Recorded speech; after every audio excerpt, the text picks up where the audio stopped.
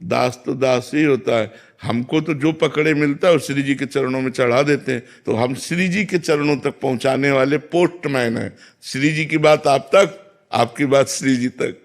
हम तो खुद दास बनना चाहते हैं, हम दास किसे बनाएंगे? हाँ, दास तो स्वामिनी जी के प्रियालाल के दास, समझ रहे ना गुरुदेव? एक बड़ी दुविधा है जी। हमारा सिनेमा हॉल है भागीदारी में, जो नए जमाने का मल्टीप्लेक्स बोलते हैं, थिएटर, तो उसकी आमदनी को शुद्ध कैसे करें? जैसे राजा का अन्न खाने से ऋषिवर का रानी का हार अपने झोले में डाल दिया।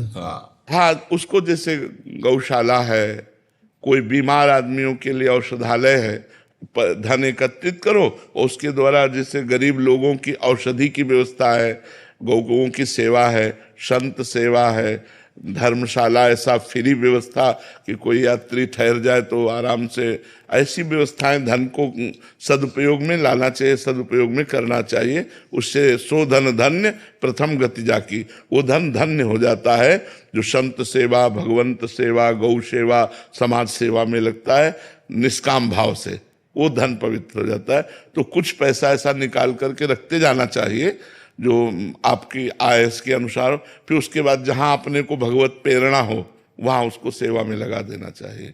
और कोई यश नहीं लेना चाहिए, मतलब किसी भी तरह का धन्यवाद नहीं लेना चाहिए, गुप्त रूप से कर देना चाहिए।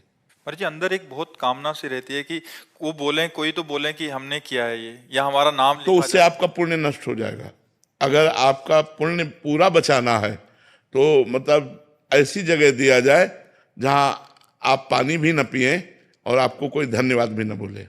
वो परिस्थिति जब हाँ, नाम जप से आ जाएगी दैन्यता और गुप्त। जब ये बात आती है ना कि मेरी थोड़ी वस्तु है, तो दियम वस्तु गोविंदम तुभ्यमेव समर्पय, आपकी दी हुई चीज आपको समर्पित कर रहे, मेरा नाम व्यर्थ में क्यों ले रहे हो? ये तो प्रभु ने आपके लिए ही हमारे पास भेजा था, तो हम तो आपकी धरोहर आपको दे रहे हैं। ऐसा भाव रखने से वो अहंकार नहीं आता है। तो दियम वस्तु गोविंदम तुभ्यमेव समर्पय। आदित्य कंसल जी।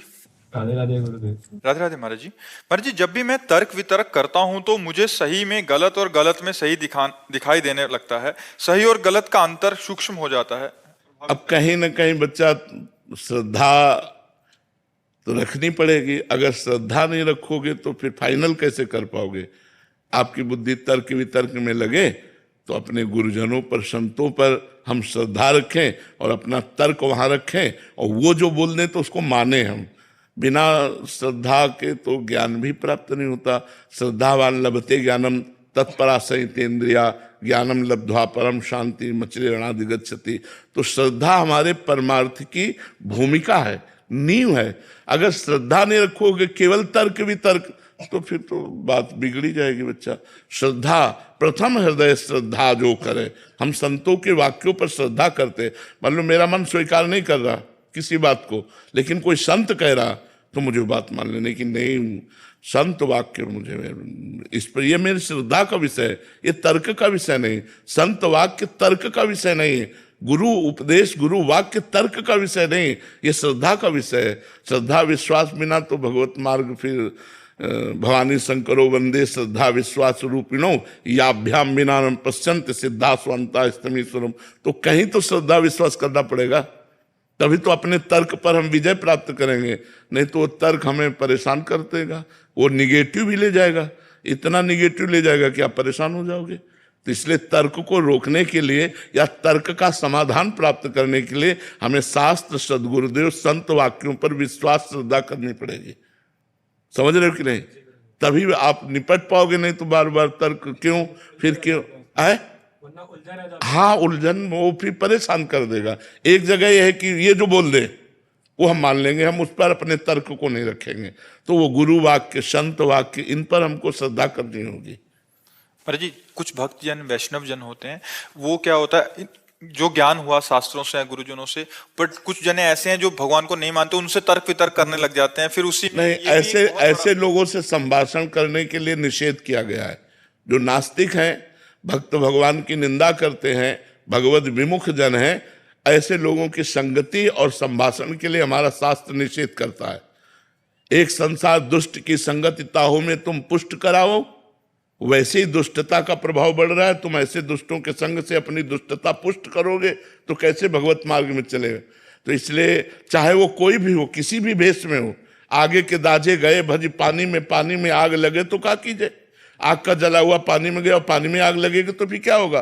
तो हमको जहां ये समझ में आवे कि यहाँ भक्त निंदा हो रही, यहाँ संत निंदा हो रही, यहाँ भगवत विमुख बातें हो रही है, हमको उनका संग छोड़ देना चाहिए, संभाषण नहीं करना चाहिए। नहीं तो हमारा परमार्थ फिर लुप्त हो जाएगा, वो गुप्त हो जाएगा, फिर प्रकाशित नहीं होगा। ऐसे लोगों की संगति, जाके प्रिय न राम वैदेही तजिए ताहि कोटि बैरी सम यद्यपि परम स्नेही। कोई भी हो, अगर वो भगवत विमुख है, दुष्ट है, नास्तिक है, तो हमें संभाषण भी नहीं करना है। ऐसे लोगों से सुन के चल दिया जाता है, जैसे वो तर्क या वैसे तो चुप चुप सुन के चल दिया जाता है। महाराज जी, कुछ साथी हैं मेरे जो मूर्ति पूजा के खिलाफ हैं, मतलब मित्र में, परिवार में। भगवान सर्वत्र हैं, माननीय है ना, भगवान सब जगह है, तो फिर मूर्ति में क्यों नहीं? अच्छा, तुम मूर्त हो कि अमूर्त हो?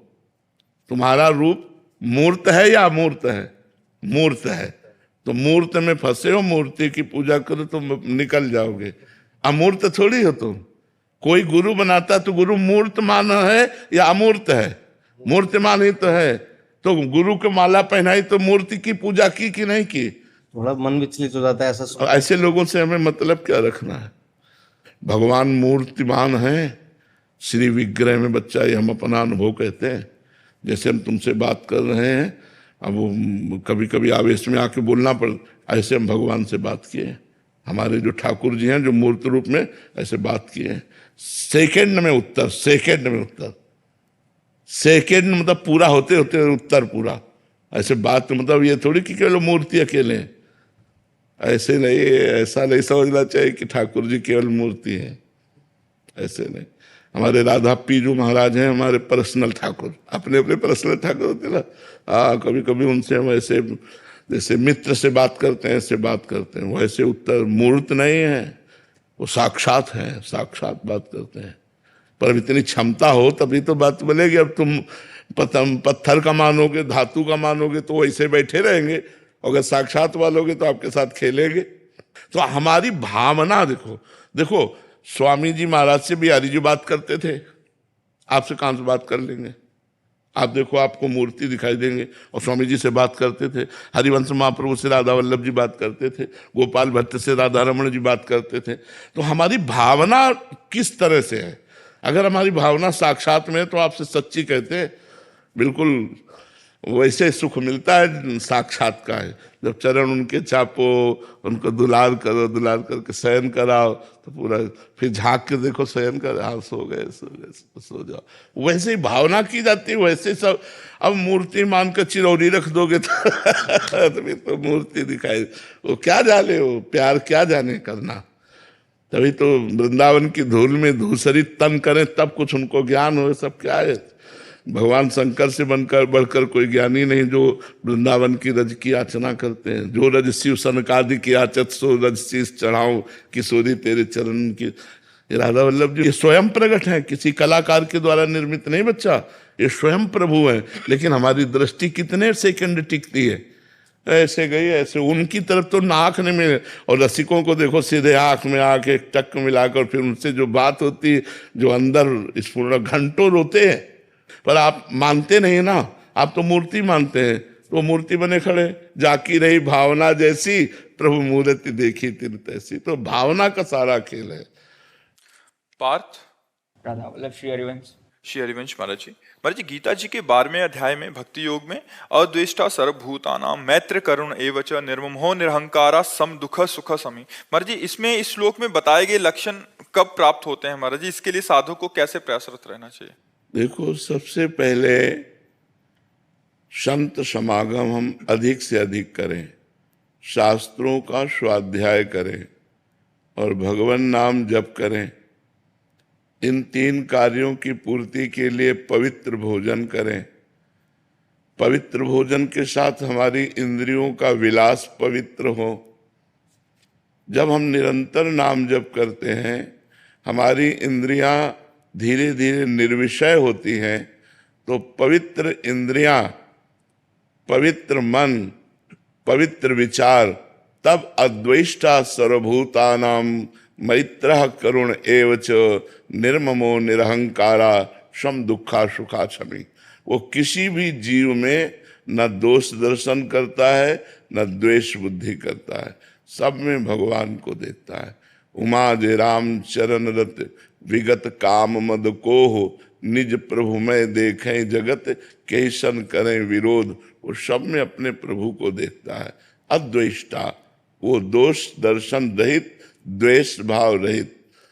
मैत्रः करुण एव च, वो सबसे मित्रता का व्यवहार करता है, पर निर्मम, ये कला है। मित्रता का व्यवहार करते हुए भी ममता रहित। वो करुणा करता है सब पर, लेकिन करुणा का भाव रहने पर भी निरहंकारा। निर्ममो निरहंकारा, ये मैत्रः करुण एव के नीचे। मैत्रः निर्ममो, करुणा निरहंकारा। दया का भाव हो लेकिन अहंकार ना हो कि मैं इन पर दया कर रहा हूं। मित्रता का भाव हो पर कहीं ममता ना हो। अद्वेष्टा सर्वभूतानां मैत्रः करुण एव च निर्ममो निरहंकारा सम दुखा सुखा क्षमी। सुख और दुख में समान भाव रखने वाला क्षमावान पुरुष भगवान कह रहे मुझे बहुत प्रिय है, वो मेरा भक्त है। लेकिन ये तभी स्थिति आएगी जब हमारा नाम जप होगा, साधु समागम होगा, शास्त्र स्वाध्याय होगा, पवित्र भोजन होगा और इंद्रियों को पवित्र रखेंगे, जितेंद्रियता। तब हमारे अंदर भगवत भाव, ऐसे दिव्य विचार आएंगे। और ये दीर्घ काल, सातु दीर्घ काल निरंतर सत्कार सेवितो दृढ़ भूमि, ये 2-4 महीने में नहीं आ जाएगा। सातु दीर्घ काल निरंतर सत्कार सेवितो दृढ़ भूमि, निरंतर नाम जप, सब में भगवत भावना, बहुत काल तक, तब हृदय में दृढ़ भूमि हो जाती है कि वास्तवता सिय राम में सब जग जानी, सब जगह मेरे भगवान विराजमान है। तो ये सब दोष दर्शन आदि सब नष्ट हो जाता है। रामेश्वर बापू जी, गुजरात। राधे राधे महाराज जी। महाराज जी, राधा रानी को प्रेम स्वरूपा क्यों कहा जाता है? राधा रानी क्योंकि वो प्रेम है।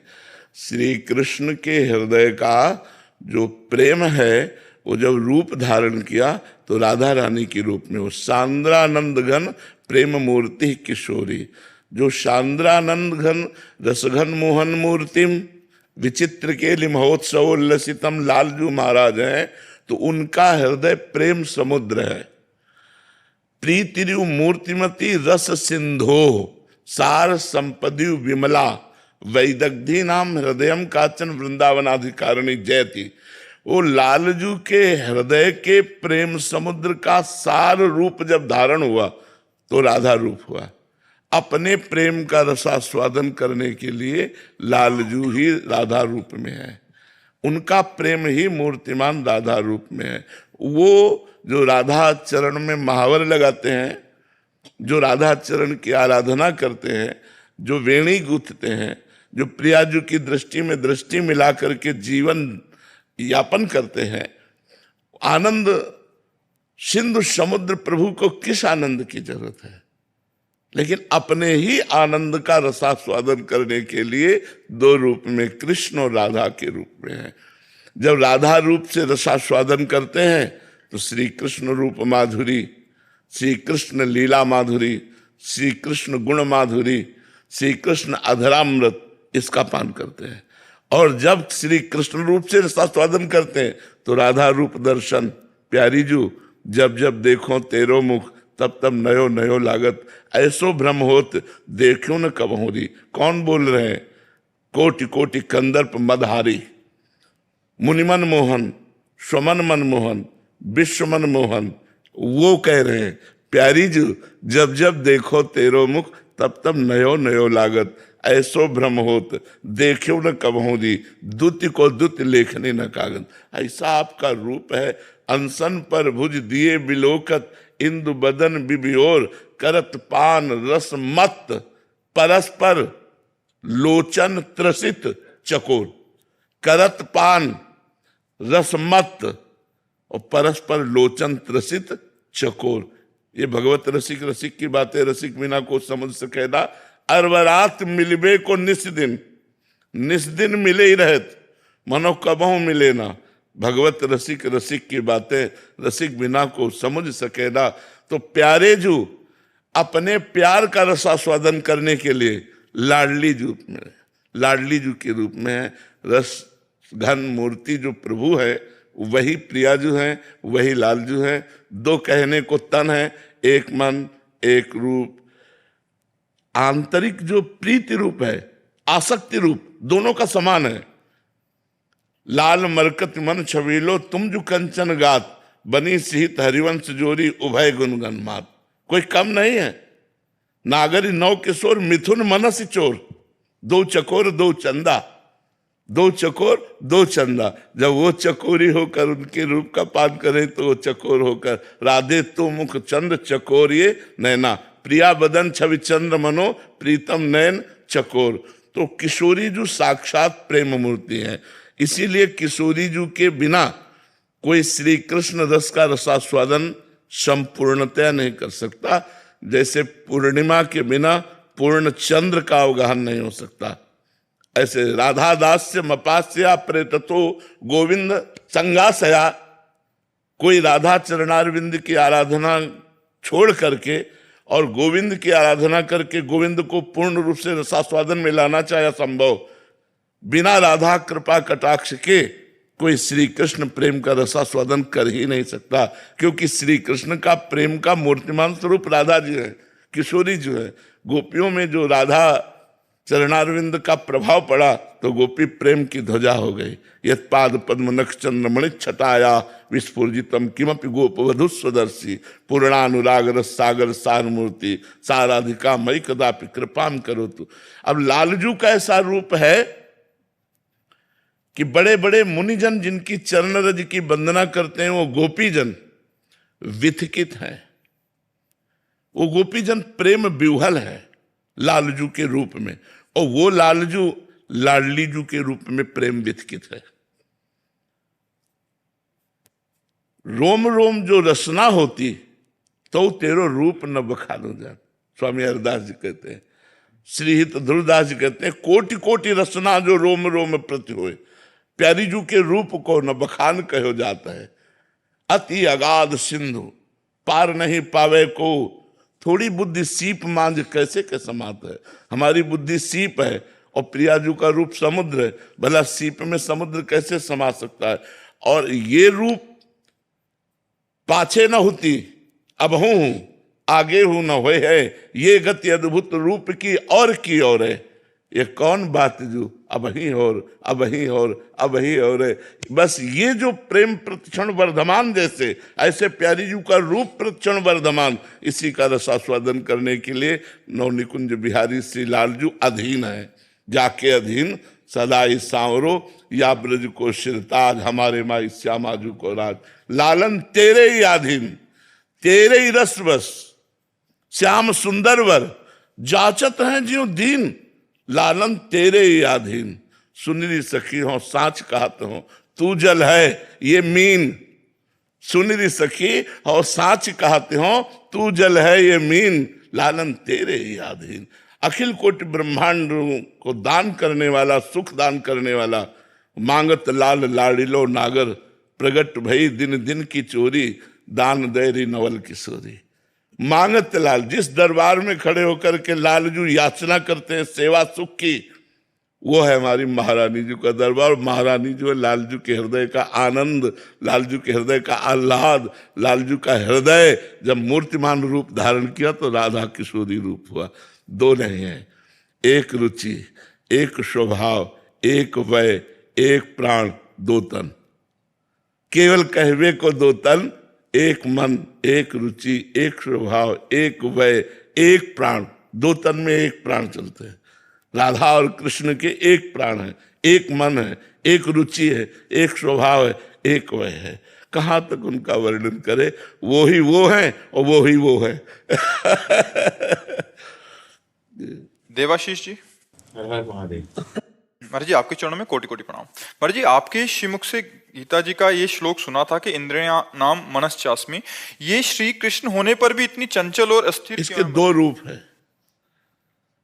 इंद्रियाणाम मनस्य, इंद्रियों में मैं मन हूं, मन के दो रूप है, एक असत संकल्प और एक सत संकल्प। असत संकल्प वाले को कहा गया दुष्ट मन और सत संकल्प को कहा गया भगवत स्वरूप।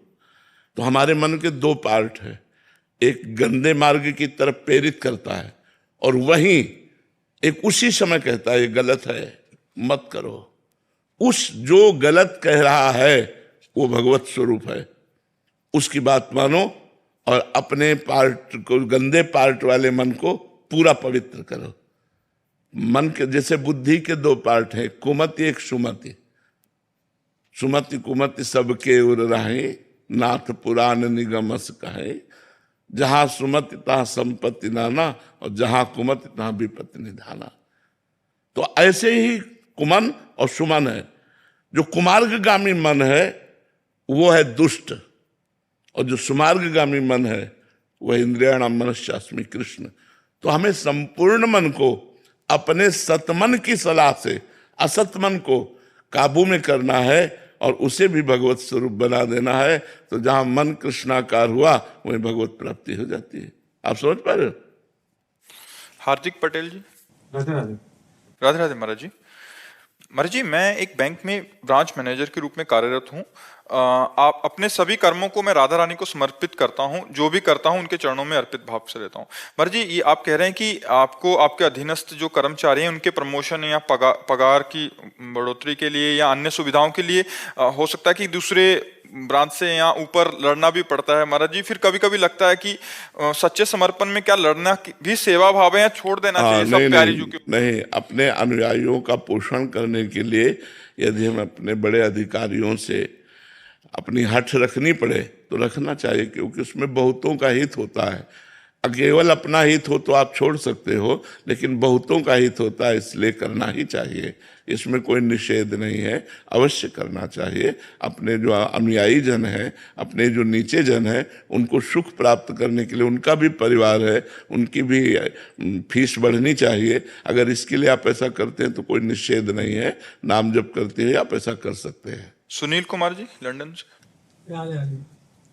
राधे राधे महाराज जी। महाराज जी, मेरा प्रश्न है कि चेतना वास्तव में क्या है? क्या ये जन्म से हमारे भीतर विद्यमान रहती है या साधना और गुरु कृपा से जागृत होती है? संपूर्ण ब्रह्म आपके अंदर विराजमान है। संपूर्ण ब्रह्म, चेतना तो उसका एक अंश है। संपूर्ण ब्रह्म तिजोरी में बंद है। सतोगुण रजोगुण तमोगुण की तिजोरी है, चाबी गुरु के पास है। गुरु से चाबी मिल जाए, तीन गुणों का पर्दा हटे तो तत्त्वम असि, तुम वही हो, कोई और नहीं है। वासुदेवा सर्वमिति, सब जगह भगवान विराजमान है। वासना वासुदेवस्य वासितम भुवनत्रयम् सर्वभूत निवासोस्मि वासुदेव नमोस्तुते। सर्वभूत निवासोस्मि, वो स्वयं विराजमान है, वो स्वयं परमात्मा विराजमान है। लेकिन हम अपने परमात्मा स्वरूप को भूलकर देह का अभिमान करके कुछ सत्कर्म कर लिए और कुछ असत्कर्म कर लिए, शुभ अशुभ, उसी से सुख और दुख के थपेड़ों में जन्म जन्मांतरों से भटक रहे हैं। अब अगर हम भजन कर लें तो हमारी बात बन जाए। हमारी शुभ अशुभ कर्मों से बात नहीं बनेगी, भजन से बात बनेगी। शुभ कर्म का परिणाम सुख होता है सांसारिक, और अशुभ कर्म का परिणाम सांसारिक दुख होता है। सुख दुख समय कृत्वा लाभा लाभौ जया जयो। जो सुख दुख में समान भाव रखकर भगवान का भजन करता है वो माया मुक्त हो जाता है, अपने स्वरूप को प्राप्त हो जाता है। आप भगवत स्वरूप है, बस अपने स्वरूप को भूलकर हम स्त्री पुरुष मान करके ऐसे बर्ताव करने लगे गंदे, जिससे हमारी दुर्गति हो गई। अब हम इस जन्म में गुरु को अपना ब्रह्म मानकर, गुरु साक्षात पर ब्रह्म, और उनके बताए हुए मार्ग पर चलें तो हम माया पर विजय प्राप्त करके भगवान को प्राप्त कर सकते हैं। इस मार्ग में किताब का और गुरु ज्ञान का कितना महत्व है? पहली बात तो किताब मत कहो बच्चा, शास्त्र कहो, क्योंकि किताब सांसारिक पढ़ाई वाली होती है। जो भागवतिक होते हैं उन्हें शास्त्र कहते हैं, ग्रंथ कहते हैं। तो या उनका पावन नाम लेकर के ऐसे किताबें कहने से अपमान जनित शब्द है। किताबें उनको कहते हैं जिनमें आधुनिक विद्या होती है, आध्यात्मिक विद्या जिसमें होती है उनको ग्रंथ कहते हैं, सदग्रंथ कहते हैं।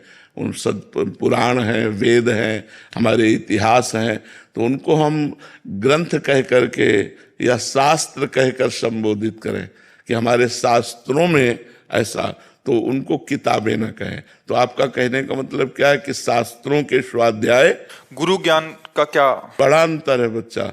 शास्त्रों में भूल भुलैया युक्त तिजोरी रखी गई है, कई भूल भुलैया के मार्ग है। मार्ग ये जा रहा है, यहां से उत्तर की तरफ जा रहा है, फिर दक्षिण की तरफ जा रहा है, फिर पूर्व की तरफ जा रहा है। अब बिना अनुभवी कैसे बता सकता है कोई? इसलिए चाहे शिव विरंच सम होई, शिव के समान ज्ञानी और ब्रह्मा के समान चतुर हो, तो भी बिन गुरु भवनिधि तरह ल कोई, क्योंकि वो चला हुआ मार्ग जब बताता है तब वो जाकर के हमें ब्रह्म का अनुभव करा देता है। तो ध्यान मूलम गुरु मूर्ति, पूजा मूलम गुरु पदम, मंत्र मूलम गुरु वाक्यम, मोक्ष मूलम गुरु कृपा। शास्त्र स्वाध्याय तभी सफल माना जाता है जब गुरु मुख से सुना जाता है। प्रथम सुने भागवत भक्त मुख भगवत वाणी, गीता भागवत आदि भगवान के भक्त के मुख से सुने, संत के मुख से सुने, तो वो उसका रहस्य अनुभव साथ में मिला के देते हैं, तो हमारी समझ में आ जाता है। रितेश बेनीवाल जी दिल्ली से। राधे राधे। राधे राधे महाराज जी। महाराज जी, प्रारब्ध और भगवान की परीक्षा में क्या अंतर है? कि क्या हमारा प्रारब्ध है कर्मों का, या ये भगवान परीक्षा ले रहे हैं? कैसे पता भगवान लगेगा? परीक्षा लेते हैं उनकी जो PhD किए हुए हैं, जो हाई स्टेज पे पहुंच चुके हैं भक्त, उनकी देखते हैं तन मन धन तुम्हारा कहाँ है। हम बच्चों की परीक्षा नहीं लेते, ये प्रारब्ध भोग आता रहता है। जैसे विपरीतता है, दुख है, विपत्ति है, शरीर में रोग हो जाना है, ये सब प्रारब्ध भोग के अंदर। इतने महान भगवान हम जैसे छोटे बच्चों की परीक्षा नहीं लेते, वो परीक्षा लेते जैसे मोरत ध्वज आरा चलवा रहे या तो चींटी काटे तो परेशानी हो जाए। साधु वेश में गए थे, कोई कृष्ण रूप में थोड़ी गए थे, साधु वेश में गए तो सिंह अर्जुन को बनाया था और कहा हमारा सिंह भूखा है। बोले मांस ला के दे देते हैं, क्योंकि अतिथि देवो भव, भूखे तो नहीं जाने देंगे। तो उनका नहीं, सिंह और कोई मांस नहीं खाएगा, तुम्हारे पुत्र का खाएगा, और वो तुम्हें चीरना होगा, आरे से चीरना होगा। न तुम्हारे आंसू आने चाहिए, न पुत्र के आंसू आने चाहिए। चीर के ऐसे ऐसे महान भक्त हुए जो, देखो गुरु अर्जुन देव जी कितना कष्ट सहा का है, तेरा किया मीठा लागे। बड़े बड़े महापुरुषों गर्दन उतरवा दी गुरु तेग बहादुर सिंह की। तो ये बड़े लेवल के भक्तों में, अपने जैसे 150 ग्राम वाले के लिए ये बड़े भक्तों के लिए तो अपना प्रारब्ध होता है। बुरा प्रारब्ध वो हमें दुख देता है, पर भगवान का भजन उस समय भी हमको मजबूत रखता है। हम टूट नहीं पाते दुख में, नहीं तो बड़े बड़े दुख आते हैं। प्रारब्ध में हमने पाप किए हैं, उनके परिणाम स्वरूप आते हैं। हमें विचलित नहीं होना चाहिए। बड़ी समस्याएं, जीवन संघर्ष में है, सबका जीवन संघर्ष में है। कोई भी व्यक्ति ऐसा नहीं जिसका जीवन संघर्ष में न हो। हमें लड़ना है। हम आए ही हैं यहाँ इसीलिए मनुष्य रूप में कि हमको संघर्षों से लड़ना है, हमें जीतना है। पर जीत तभी सकते हो जब नाम है आपके पास। अगर नाम जप नहीं तब तो हार जाओगे। वही जीत सकता है जो भगवान का नाम अपनी जिह्वा पे विराजमान किए है, हर समय नाम जप कर रहा है। वो जिते विनायक शुभ अशुभ, विघ्न करे नहीं कोई, विघ्न करे नहीं कोई, डरे कलिकाल कष्ट भय, हरे सकल संताप, हरस्य हरि नाम जपत जय। उसकी सदैव विजय होती है जो भगवान का नाम जप करता है। विघ्न करने वाले जितने भी वो सब नष्ट हो जाते हैं, कोई विघ्न उसको परास्त नहीं कर पाता। इसलिए नाम जप करो। भगवान परीक्षा बड़ों की लेते हैं, जो बड़े भक्त होते हैं अपने लोगों की परीक्षा नहीं लेते। अभी ककारा नहीं आता, परीक्षा क्या ले? परमार्थ का, अध्यात्म का ककारा नहीं आता तो जो अध्यात्म की PhD की है उनकी परीक्षा होती है कि अब तुमने तन मन प्राण सर्वस्व समर्पित कर दिया, अब 22 बाजारों में कोड़े मारकर तुम्हारे शरीर की खाल उधेड़ी जाएगी, अब बोलो हरि बोल। क्या अपराध था ठाकुर हरिदास जी का? हरे कृष्ण कृष्ण कृष्ण हरे हरे, हरे राम राम राम हरे, यही जप रहे थे। और क्या परेशानी थी? मुल्क के बादशाह को काजी ने ऐसा भड़का दिया तो उनका दंड स्वीकार है, लेकिन मैं भगवान का नाम नहीं छोड़ सकता। तो दंड निर्धारित किया गया, 22 बाजारों में मार कोड़े, बेंत मार मार करके उनकी चमड़ी उधेल दी गई, मरा मानकर गंगा जी में फेंक दिया। ये उन महापुरुषों की जो अवतारी महापुरुष है। हम लोगों के तो कहाँ परीक्षा तो उन बड़े महापुरुषों की होती है। लेकिन परीक्षा भी जिसकी ली जाती है उसकी आध्यात्मिक उन्नति होती है। जैसे कक्षा 4 की परीक्षा हुई तो 5 में पहुंच गए, 5 की परीक्षा हुई तो 6 में। अहित नहीं हो सकता, अमंगल नहीं हो सकता, उसका महामंगल होगा। एक प्रताप राज जी के नाम के एक बड़े भक्त थे, बचपन से सदगृहस्थी में उनके माता पिता उनको तुलसी जी में जल चढ़ाना, शालिग्राम का स्नान कराना, चरणामृत पवाना बचपन से सिखाया था। तो जब उनके माता पिता पधार गए तो उनका व्यापार था कि जैसे आपकी बेटी का ब्याह है तो आप कुछ रख जाइए और धन ले जाइए, और जब ब्याह हो जाए, आपको सब व्यवस्था बन जाए तो अपना स्वर्ण आदि ले जाइए और उनका धन दे जाइए। ऐसा उनका कुल परंपरा से चल रहा था। जब वो जवान हुए, निरंतर नाम जप करना, भगवान की आराधना करना, भक्ति में तन्मय रहना, और बस अपने उसी गद्दी पे बैठ कर के भजन करते। और एक बॉक्स रखा था, तो आपको 10,000 रुपये चाहिए तो आप उसके लिए सोना या कुछ रख जाइए, या अपने जमीन के कागजात रख जाइए और पैसा ले जाइए, और जब काम हो जाए, आपके पैसे हो जाए तो पैसा ब्याज सहित दे जाइए और वो ले जाइए। ऐसा उनके कुल परंपरा में चल। तो बड़ा उनका प्रताप।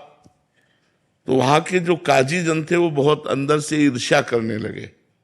अब देखो भगवान की परीक्षा मान लेते हैं। काजी जन जब उनसे ईर्ष्या करने लगे तो उन्होंने 3 अपराधी आदमियों को तय किया।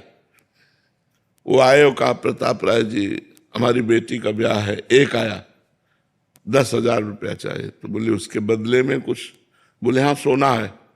बोले रख दो। वो देखते भी नहीं थे और वो पत्थर रख दिए, 10,000 रुपये ले गए। वो विश्वास भगवान के भक्ति में। दूसरा आया, क्या है? बोले कुछ रत्न है। बोले रख दीजिए। तीनों ऐसे, और तीनों पत्थर रख गए।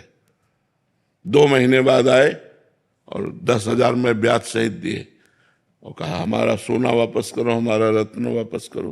बोले उठा लीजिए बक्से से। उठा, अरे बोले देखो ये पाखंड करता है, हमारा सोना गायब करके पत्थर रख दिया।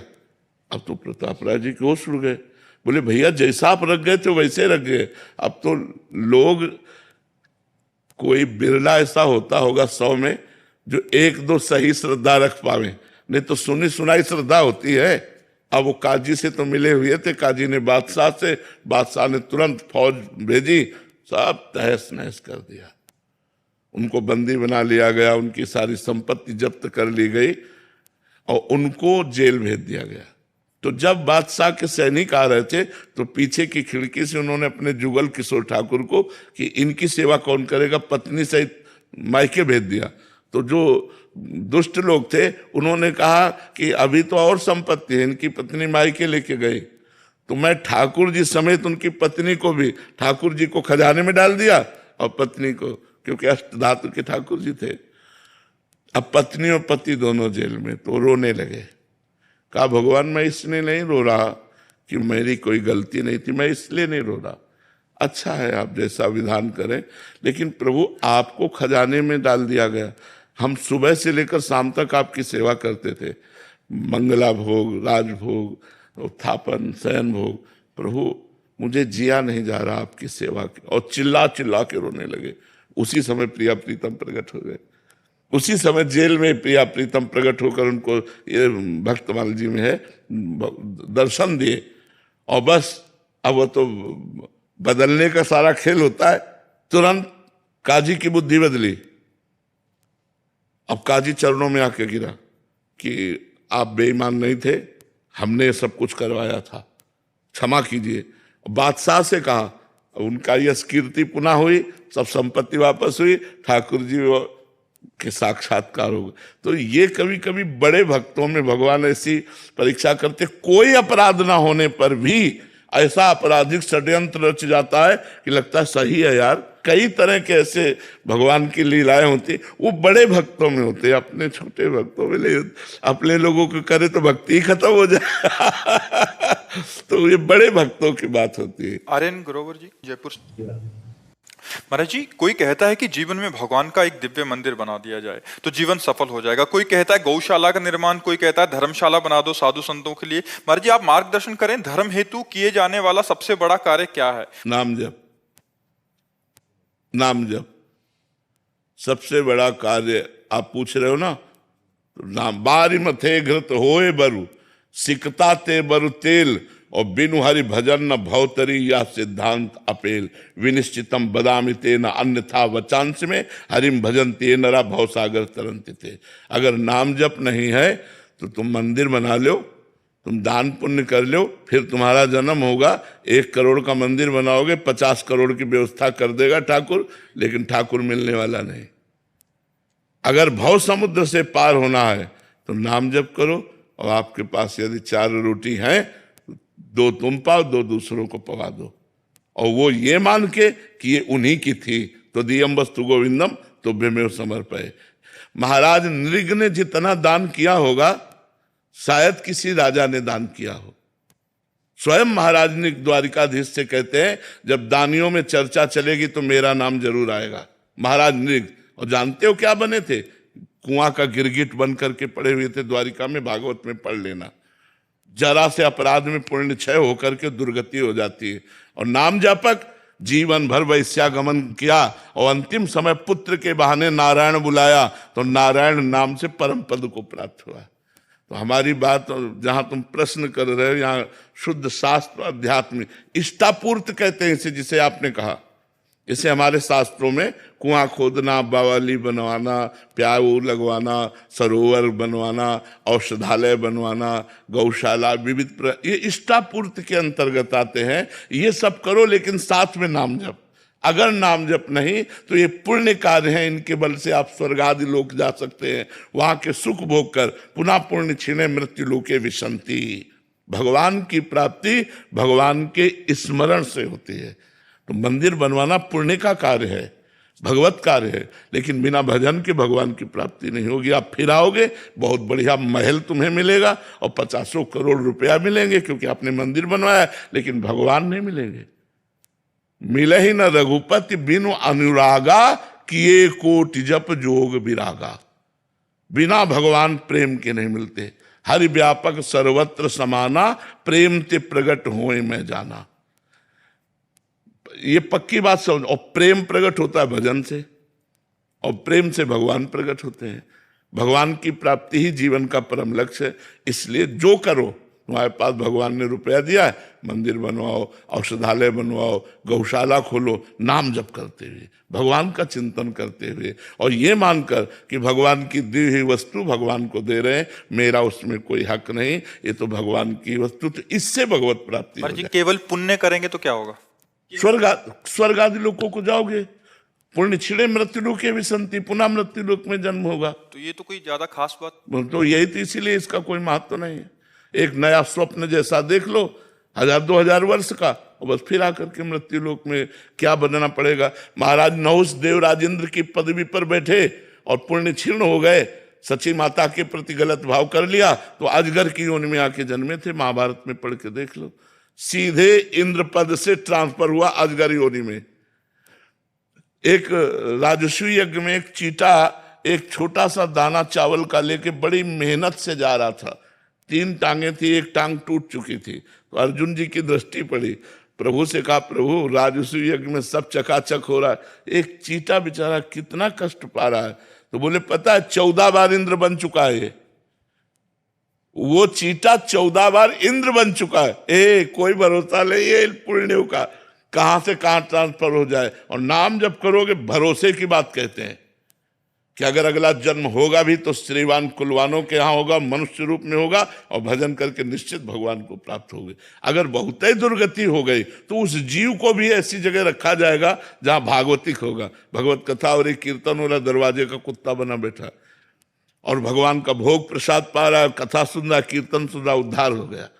तो भगवान के नाम के सिवा हमें तो और कुछ उपाय नहीं। कलयुग केवल नाम आधारा, केवल केवल नाम आधारा। सुमिर सुमिर नर उतर पारा। नाम जप करो और सत्कर्म करो। ऐसा नहीं हम ये मना कर रहे हैं, मंदिर बनवाओ, गौशाला खोलो, औषधालय, लेकिन नाम जप जरूर करो। नाम जप के बिना सब अधूरा हो जाएगा, क्योंकि वो पुण्यों से पुण्य फल मिलेगा, फिर मृत्युलोक में जन्म होगा। तो हमारा जन्म मरण को जो रोकने का चक्र है वो भगवान के नाम में सामर्थ्य है। महाराज जी ये बात तो अभी आपसे सुनने को मिल रही है, शास्त्रों में भी लिखा है महाराज जी, काफी महापुरुष कहते भी हैं, बट ज्यादातर महिमा कि ये पुण्य करो, ये करो, दान करो, ये करो, इसी में महाराज जी ज्यादा इसको भोजन पवाओ, ये भी अच्छा कार्य है महाराज जी, बट अच्छा भी लगता है। एक को भोजन पवाओगे तुम्हें 100 दिन के लिए भोजन की व्यवस्था हो जाएगी। 100 कंबल बांटोगे 5000 की व्यवस्था हो जाएगी। 1 अरब दान करोगे 100 अरब की व्यवस्था हो जाए। 1 अरब में तो बुद्धि ठीक नहीं हुई, 100 अरब में तुम्हारी ये बुद्धि कहां से भगवान में लगेगी। मेन जो पॉइंट की बात है कि हमारा संसार चक्र नष्ट होना चाहिए। दुख सुख से परे परमानंद की प्राप्ति के लिए उपाय है भगवान का भजन। भजन के बिना पर महाराज जी भजन में तो बड़ा मन और ज्यादा उदास हो जाता, उसमें कंबल बांटे तो अच्छा भी लगता है कि 4 जने कह रहे हैं कि आ वाह कंबल बांटे। तो उससे अहंकार का पोषण होता है। वो डींगे हाँक हाँक करके अपने पुण्यों का नाश कर देते हैं, अहंकार की पुष्टता। अब भजन में तो टूटना है अंदर से, जलना है अंदर से। देखो भजन करके अभी जलाना शुरू कर देगा भजन, तो इसीलिए भजन सबसे होता नहीं, तो इसीलिए आवागमन नहीं रुकता।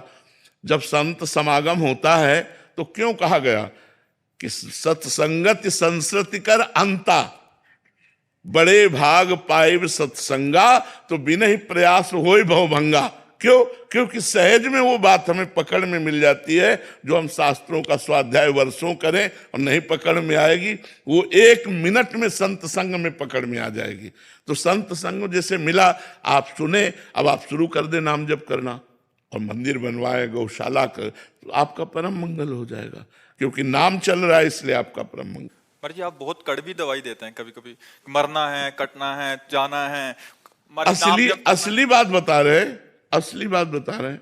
बट महाराज जी वो अच्छा लगता है कि कंबल बांट दो, इतने में चल जाएगा, इतने में या किसी को भोजन पवा दो, प्याऊ खोलो, अच्छा लगता है महाराज जी। मतलब अलग अलग क्लास होते हैं। ये वृंदावन है, वृंदावन में ये जो क्लास लगता है ये आध्यात्मिक क्लास है, प्योर आध्यात्मिक, नो इसमें मिलावट कोई चांस नहीं मिलावट। स्वयं से ही भजन करने पर भगवत प्राप्ति होती है, पुण्य हो जाएगा, अनुष्ठान करने से आपके सुकृत बढ़ेंगे, लेकिन भगवत प्राप्ति नहीं होगी। भगवत प्राप्ति तो स्वयं के भजन करने से होगी। इसीलिए स्वयं का भजन करना बड़ा कठिन लगता है लोगों को, प्राय ऐसा लगता है भगवत प्राप्ति नहीं हो सकती, पुण्य होगा, और पुण्य का कोई महत्व नहीं। एक संत की निंदा कर दो, पूरे जन्म के पुण्य नष्ट हो गए, पूरे जन्म के। भक्तन निंदा अति बुरी, भूल करे जिन कोय, किए सुकृत बहु जन्म के क्षण में डारे खोए। पुण्य कोई बहुत स्थायी चीज है क्या? जरा सा संत निंदा की सब गए, सब भस्म हो गए पुण्य, क्या फायदा हुआ? और हम राम राम कृष्ण कृष्ण राधा राधा जप रहे हैं, अगर हमसे संत निंदा भी हो गई तो वो वहीं स्टॉप लगा दिया जाएगा। गुरुदेव भगवान अगर संत को पहचानेंगे कैसे? इस समय जो सिचुएशन है, कई बार आप भी इसकी चर्चा किए हैं अपने। देखो अब सच्चे संत की पहचान तो केवल भगवान जानते हैं।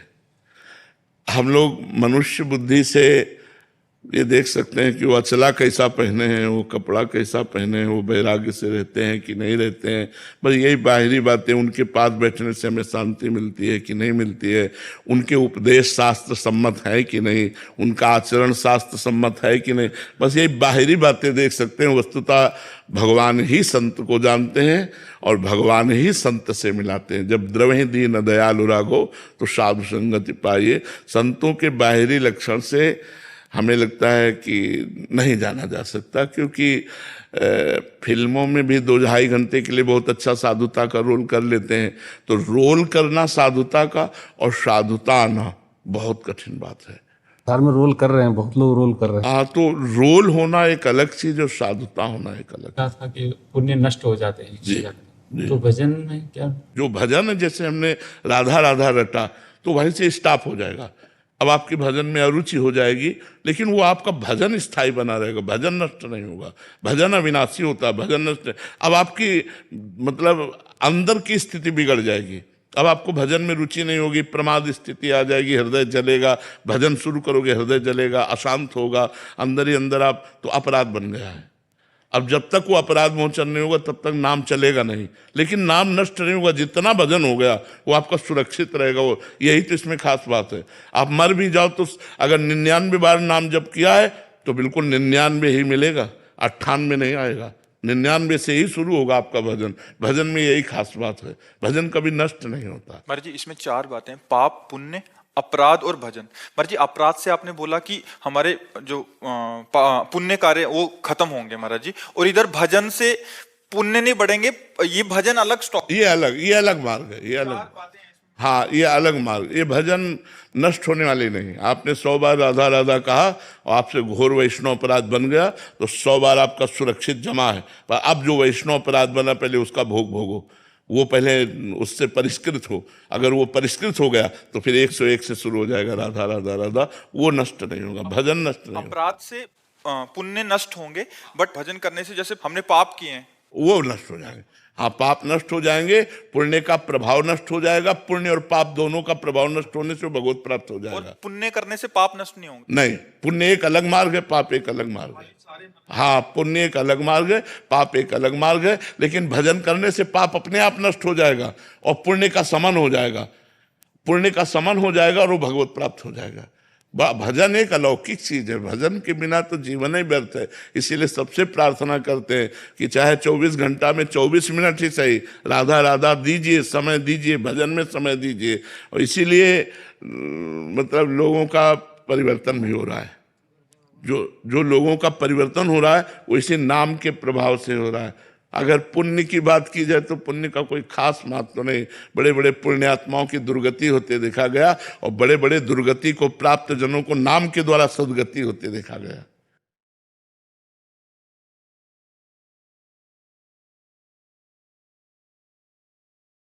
और जी एक बार सपाटे लगाए थे ना, तो अभी कहाँ से सपाटे लगा के आए? महाराज पलवल से सपाटे लगाते आए हुए 51,000 सपाटे। अच्छा। और 9 विश्व रिकॉर्ड बनाए महाराज। अच्छा। और गौ माता को, संतों को और सभी को समर्पित महाराज को। 6 दिन में यात्रा महाराज वो हुई है, कंप्लीट हुई है। और नशा मुक्त भारत और गौ माता को राष्ट्रीय माता और ब्रह्मचर्य चरित्र निर्माण, ये हमारा उद्देश्य है महाराज। बहुत सुंदर, बहुत सुंदर। ये London book of world record की तरफ से हम आपको ये सपाटी और इसके लिए हम लंदन बुक की तरफ से सम्मानित करना चाहते हैं।